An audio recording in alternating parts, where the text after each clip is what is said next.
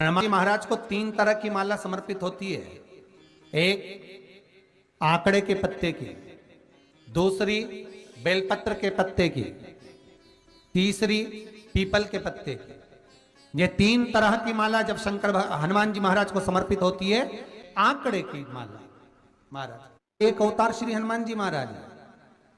हनुमान जी महाराज को 3 तरह की माला समर्पित होती है।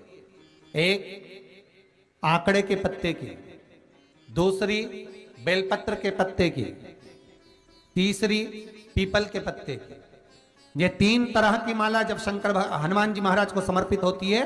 आंकड़े की माला महाराज, आंकड़े के पत्ते की जो माला होती है, ये माला कार्य की सिद्धि के लिए होती है। इसमें एक एक आंकड़े के पत्ते पर सीताराम लिखा जाता है। मात्र एक पत्ता ऐसा होता है जिस पत्ते पर सीताराम नहीं लिखा जाता। 108 पत्ते में से एक पत्ता, बस उस पत्ते को हथेली में रखकर उल्टा हाथ आपको रखना है और अपनी कामना कर कर उस पत्ते को बांध देना है। ये जरूरी नहीं है कि 25 के बाद बांधो, 50 के बाद बांधो या 100 के बाद बांधो, आपकी मर्जी पड़े। उस खाली पत्ते को कहीं पर भी बांध दीजिए और उस माला को अपनी कामना कर कर श्री हनुमान जी महाराज को समर्पित कर दीजिए। माला जब हनुमान जी को चढ़ जाए तब एक घी का और एक तेल का दिया हनुमान जी के सम्मुख में लंबी बाती का लगा देना है महाराज। एक घी का, एक तेल, और अपनी कामना कर कर आप आ जाइए। आपकी वो कामना 2.5 महीना या 3 महीना, इससे ज्यादा नहीं जाएगा, वो कामना बाबा पूरी करेगा। क्योंकि शिव और हनुमान ये सब एक ही स्वरूप है। अगर व्यक्ति के जीवन में बहुत भारी रोग हो गया है, बहुत ज्यादा कष्ट हो गया है, कैंसर जैसी बीमारी भी अगर उसको घेर ली है और किडनी लीवर सब बेकार हो गया, तो निवेदन है पीपल के पत्ते की माला बनवाओ, 108 पत्ते की, और हनुमान चालीसा का हर पत्ते पर स्मरण करिए महाराज। आप हनुमान चालीसा पढ़ते जाओ, माला में गांठ लगाते जाइए, और वो माला जो व्यक्ति कैंसर से पीड़ित है हाथ का स्पर्श कराइए और शंकर को चढ़ाइए। केवल अष्टमी तिथि के दिन ये माला समर्पित होना चाहिए, शुक्ल पक्ष की अष्टमी के दिन। आप 2 या 3 अष्टमी को कर कर देखिए, अपने आप दवाई लगना प्रारंभ होगी। कैंसर जैसा रोग भी धीरे धीरे समाप्ति पर आएगा महाराज। पर करना शुक्ल पक्ष की अष्टमी को ही।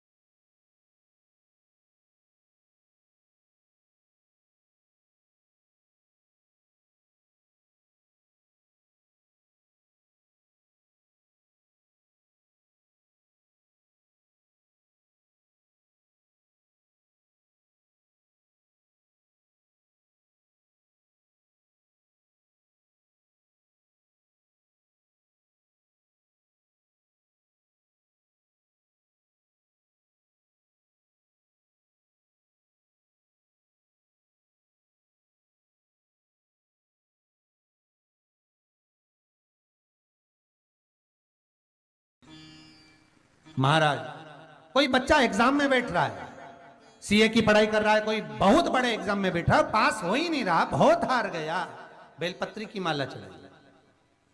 पर बेलपत्र की जो माला है वो केवल प्रदोष पर चढ़ती है। श्री हनुमान जी महाराज आप बेलपत्र की माला चढ़ाओ, 108 बेलपत्र आप श्री शिवाय नमस्तुभ्यम मंत्र का जाप कर कर गांठ लगाकर भगवान श्री हनुमान जी महाराज के सामने पहुंचकर माला को सीधी रखकर, जो व्यक्ति एग्जाम में बैठ रहा है, नौकरी के लिए, अन्य पढ़ाई के लिए, अगर कंपटीशन एग्जाम में भी बैठ रहा है, तो माला को हनुमान जी महाराज, और हनुमान जी कौन से होना चाहिए? पूर्वमुखी। हनुमान दक्षिण मुखी नहीं चाहिए, पूर्व में जिन हनुमान जी का मुख हो वो माला ऐसी समर्पित कर कर हनुमान चालीसा का पाठ कर कर 3 बार स्मरण कर कर माला श्री हनुमान जी को पहना दीजिए।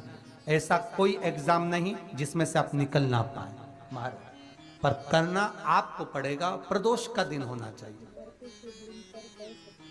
प्रदोष के दिन भगवान, और प्रयास जहां तक हो सके प्रदोष काल में अगर चढ़ाएंगे तो ज्यादा फलदायी रहेगा प्रदोष। और कई लोग तो ऐसे हैं उनको आज तक हनुमान चालीसा पढ़ना नहीं है, आज तक कोई चालीसा, चाहे गायत्री चालीसा हो, लक्ष्मी चालीसा हो, शिव चालीसा हो, पढ़ना ही नहीं आती, बस बैठ गए भगवान के सामने और पढ़ लिया आसन लगा के। नहीं नहीं नहीं, चालीसा पढ़ने का भी एक नियम है। अगर कोई लक्ष्य लेकर पढ़ रहे हो तो उसका एक नियम है। पूरी जिंदगी पढ़ते रहोगे तो भगवान की प्राप्ति नहीं है, पर लक्ष्य लेकर अगर पढ़ा है आसन से, जिस भगवान की चालीसा पढ़ रहे हो उसकी मूर्ति या उसका फोटो आपके सामने होना चाहिए। एक घी का दिया, अगर हनुमान चालीसा पढ़ रहे हो तो या तो घी का दिया जलाओ, वो भी गाय के घी का हो, भैंस के घी का मत जलाना, हनुमान जी कभी प्रकट नहीं होंगे भैंस के घी से। घी का दिया लगाइए अगर चालीसा का पाठ कर रहे हो हनुमान जी का। और बहुत ज्यादा संकट है, बहुत ज्यादा परेशानी है, तो हनुमान चालीसा का पाठ करो तो तिल्ली के तेल का दिया लगाओ, काली तिल के तेल का दिया, तिल का तेल का दिया हनुमान जी के सामने आसन बिछाकर। बहुत तकलीफ है तो 3 पाठ प्रतिदिन करो, और एक आसन से जितने समय 9 बजे अगर आप बैठते हो पाठ करने तो 9 बजे ही बैठना है। 11 दिन